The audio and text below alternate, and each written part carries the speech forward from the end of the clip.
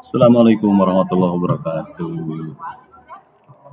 Di dalam proses pembelajaran, terutama pada mata pelajaran teknologi layar jaringan di kelas 12 TKJ, saya menemukan memang ada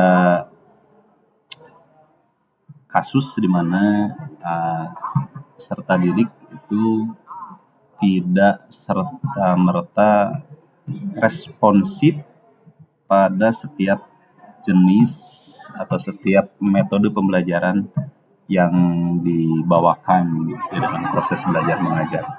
Artinya ada kadang melalui metode ceramah misalnya, ada anak yang memang antusias beberapa persen, tapi banyak juga anak yang tidak antusias.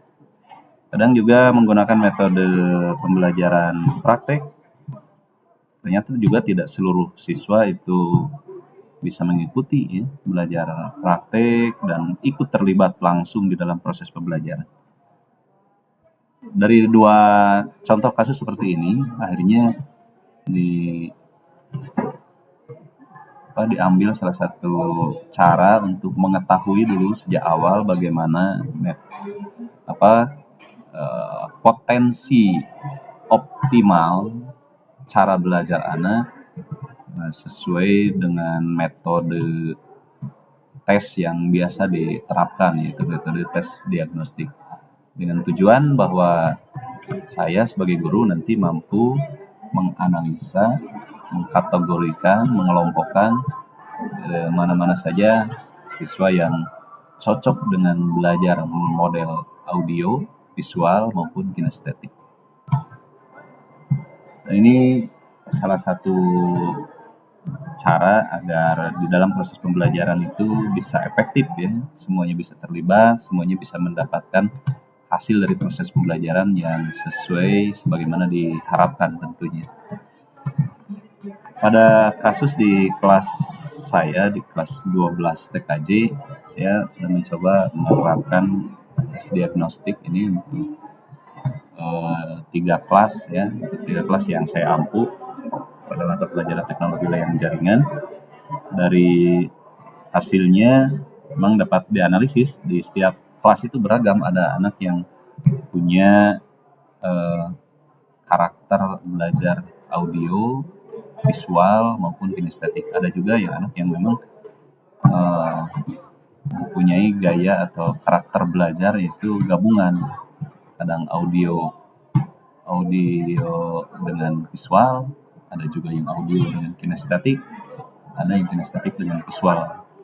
Yang menarik sehingga nanti hasil dari proses analisis ini akan dibuat atau akan dipilihkan metode pembelajaran yang sesuai tentunya untuk jenis atau dengan kelompok-kelompok dominan berdasarkan hasil analisis dengan tes diagnostik.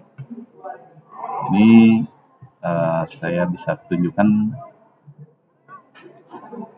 bagaimana tes diagnostik yang dilakukan. Ini saya tunjukkan instrumen tesnya, tes diagnostik ya. Ada soal-soal diagnostik. Contoh ini pada waktu belajar untuk penilaian ulangan harian, nilai semester dan nilai akhir semester. Apakah Anda memilih A. Membaca catatan, membaca judul dan sub-sub dalam buku, dan melihat diagram ilustrasi.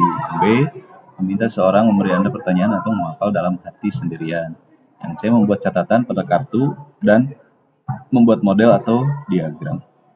Ini pertanyaan-pertanyaan ini mempunyai kecenderungan sebetulnya nih, yang A ini kecenderungan untuk jawaban yang karakteristik gaya belajar anak visual ya. Yang B itu untuk auditori ya. Kemudian yang C ini untuk gaya belajar yang kinestetik.